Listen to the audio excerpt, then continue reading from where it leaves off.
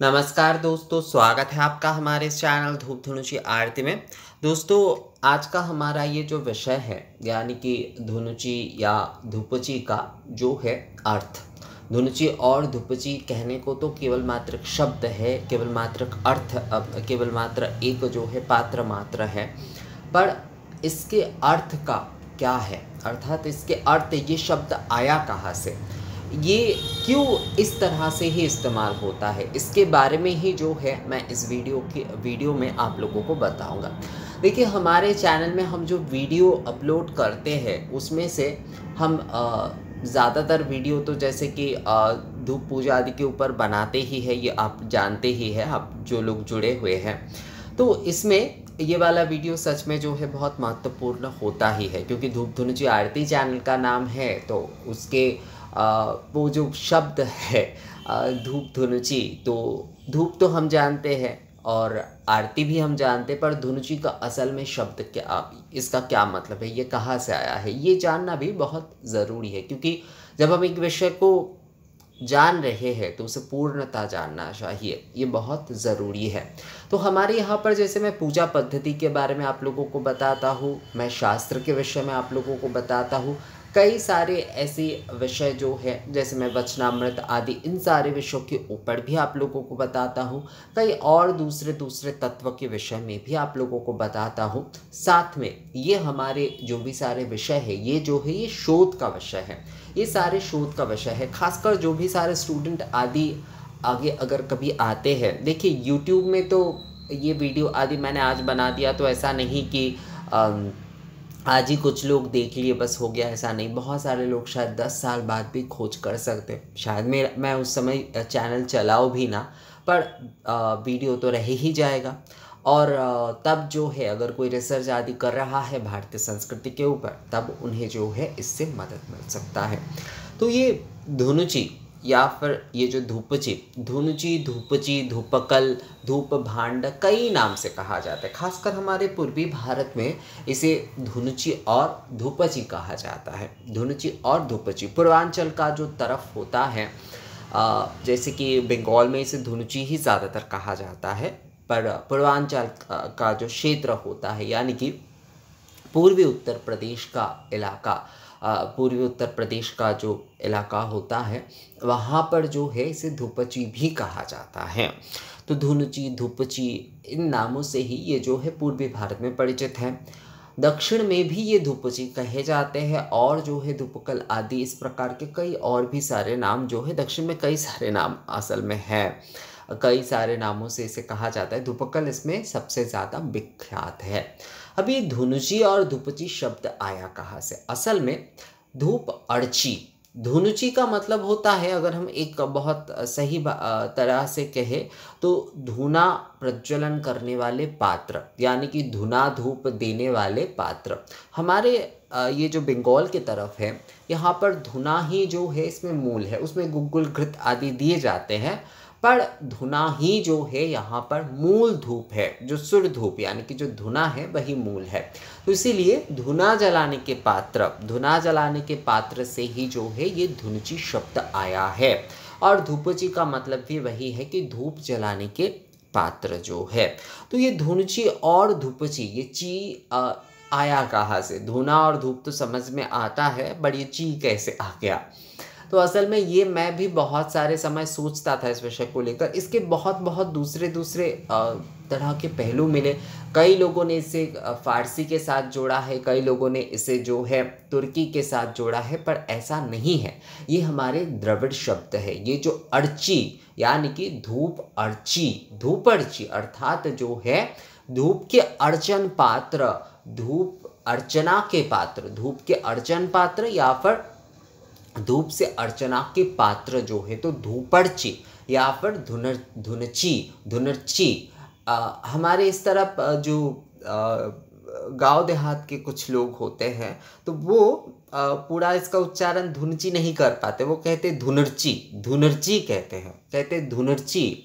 ये जो धुनर्ची अर्थात ये जो अर्ची है, ये जो है ये असल में जो है अर्चन पात्र के हिसाब से समझाया जाता है। अर्थात धूप से अर्चन करने वाले पात्र, यानी कि धूप अर्चन के पात्र, धूप अर्चन के पात्र, धूप से अर्चन करने वाले पात्र, यानी कि धूप से धूप के अर्चना पात्र, तो वही जो है धुनुची है। तो ये कई तरीके के होते हैं, जैसे यहाँ पर देखिए ये बनारस के टाइप का होता है, ये बंगाल के, ये क्योंकि बनारस और बंगाल जो है वो पूर्वी भारत का ही इलाके में आते हैं, मतलब पूर्वी भारत के क्षेत्र में आते हैं। ये जो है ना बंगाल क्रम में आते हैं, ये जो है विष्णु क्रांता में आता है। वैसे काशी का एक अपना जो एक स्वतंत्र क्रम है, काशी का एक स्वतंत्र विषय है हमेशा से ही, पर बंगाल से बनारस कहा ही जाता है। बंगाल से बनारस जो है वहाँ पर बहुत सारी चीज़ें जो है आपको सिमिलर दिखेगा। तो इसलिए आज भी जो बंगाल के लोग होते हैं वो सबसे ज़्यादा अगर तीर्थ में बाहर कहीं पर जाते हैं तो वो काशी विश्वनाथ और माता अन्नपूर्णा के दर्शन करने ही जाते हैं। कुछ लोग पुरी भी जाते हैं, पर पुरी जाने का अर्थ केवल मात्र दर्शन नहीं होता है, वहाँ पर थोड़ा घूमना, क्योंकि समुद्री इलाका है तो वहाँ पर घूमने का विषय भी आ जाता है। पर तीर्थ की अगर बात करें तो काशी में ही सबसे ज़्यादा जाते हैं। तो वहाँ पर इस तरह के ये जो धूपर्ची यानी कि धुनुची जो है वो मिलते हैं। इस तरह का जो है जो नॉर्थ की तरफ जो है वो मिलता है, साउथ की तरफ भी जैसे कि एक दूसरे प्रकार का मिलता है। साउथ की तरफ कई और जो धूपकल मैंने पहले भी दिखाया है, अभी तो मैंने यहाँ पर नहीं रखा है, तो कई प्रकार के जो है धूपकल वहाँ पर भी मिलता है, वहाँ पर भी इस तरह का धूपकल मिलता है। ये भी वैसे साउथ में यूज़ होता है, ये वाला भी जो है ये साउथ में यूज़ किए जाते हैं, मतलब इसका भी प्रयोग होता है धूप के पात्र के रूप में। मैं जब हैदराबाद में रहता था तो वहाँ पर देखता था, तो मैं कहता था उन्हें कि आप लोगों के यहाँ पर तो वुडन हैंडल पहले नहीं था, तो वो कहते थे कि अभी इसका प्रचलन हो रहा है, मतलब अभी साउथ में आपको बहुत सारे दिख जाएगा ये जो है इस तरह के जो धूपची है। कोंकण क्षेत्र में भी जो है ये धूप का बहुत प्रचलन है। बहुत सारे लोग ये जो हमारे धुनुची आदि को बहुत सारे लोग विदेशी बोलते हैं, बहुत सारे लोग कहते हैं कि ये दूसरे परंपरा से आए। दूसरे परंपरा मतलब जो है मुगल काल से इसका चलन आदि हुआ। मुझे लगता है ना तो इन्हें इतिहास पता है, ना तो इन्हें अपने धर्म के बारे में ज्ञान है, ना ही जो है वो अपनी संस्कृति से परिचित हैं। एक जो है एक कम्युनिस्ट वाला एक सोच लेकर चलते हैं कि अपने देश के किसी संस्कृति या किसी विरासत के बारे में वो बिल्कुल परिचित नहीं है, अपने परंपराओं के बारे में। और यही सारे लोगों के कारण ही जो है, जो मैं कह रहा था आपसे जो है, जैसे ये जो धूपर्ची शब्द जो है इसे कई लोगों ने फारसी या फिर इस तरह का तुर्की इस तरह के कई जोड़े हैं।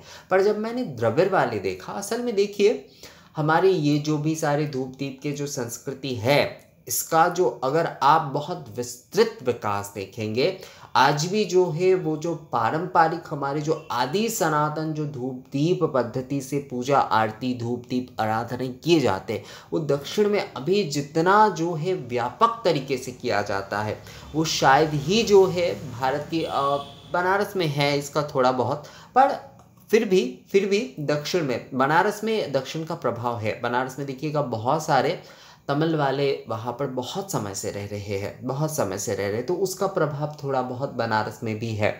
द्रविड़ संस्कृत का प्रभाव जो है वो बनारस में है दोस्तों। द्रविड़ का प्रभाव होने के कारण ही बनारस में भी ये जो धूप दीप आराधना आदि जो है इसका भी थोड़ा बहुत एक अलग विषय देखने को मिलता है। जैसे काशी विश्वनाथ मंदिर में माता अन्नपूर्णा के मंदिर में धूप दीप आराधना ही किए जाते हैं अभी भी, जो कि प्राचीन हमारी जो धूप दीप आरती के परंपरा है।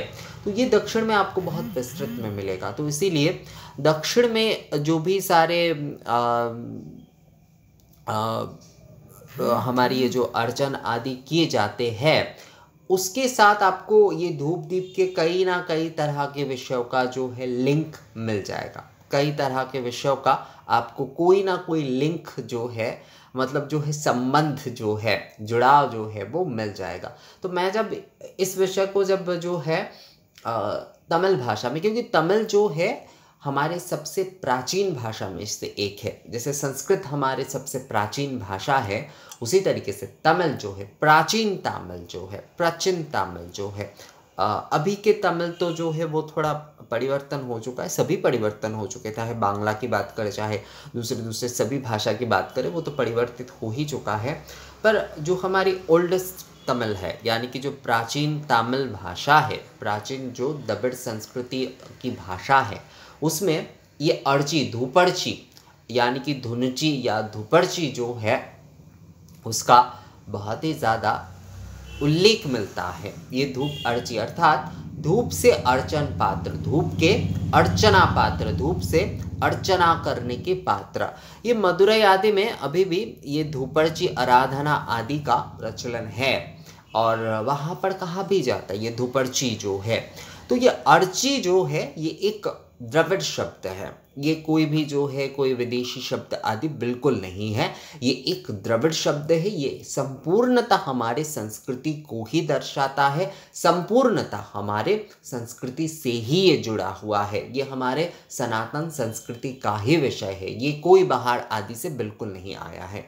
तो ये जो धुनुची और धुपची जो है वो ये द्रविड़ शब्द अर्ची यानी कि धूप अर्ची अर्थात धूप के अर्चना पात्र यानी कि धूप से अर्चन करने वाले पात्र को जो है समझाया जाता है। तो इसीलिए जो है ये धुनुची या फिर धूपर्ची नाम हुआ है। हमारे प्राचीन द्रविड़ भाषा में जो है इसे धूपर्ची इसीलिए कहा गया है क्योंकि धूप से अर्चना के ये पात्र है, धूप से अर्चना करने के ये पात्र है। धूप से अर्चना पात्र या धूप के अर्चन पात्र, धूप से अर्चना करने के पात्र या फिर धूप के अर्चन पात्र। तो इसीलिए जो है ये धूपर्ची और धुनुची ये नाम से जो है परिचित हुआ। ये असल में जो है ये जो धुनुची शायद पहले इसे धूपर्ची और धूपर्ची या धुनुची ही कहा जाता था, पर अभी भी जैसे मैंने कहा कि गांव देहात में अभी भी इस तरह से लोग बोलते हैं, पर अभी इसका थोड़ा शायद ये भाषा में उच्चारण में भी परिवर्तित होता रहता है।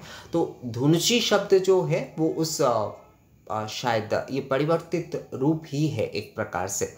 पर धुनुची और धूपर्ची ये जो है ये धूप के अर्चन पात्र यानी कि धूप से अर्चना करने के पात्र, धूप के अर्चन पात्र या फिर धूप से अर्चना करने वाले पात्र से ही आया है।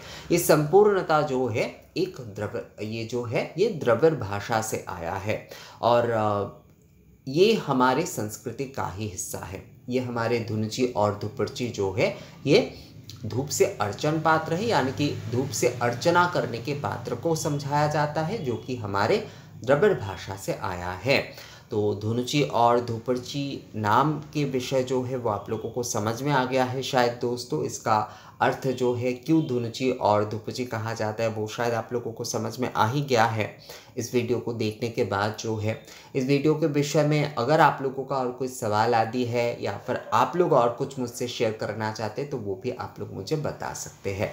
तो मिलते हैं आपसे अगली वीडियो में, तब तक के लिए नमस्कार।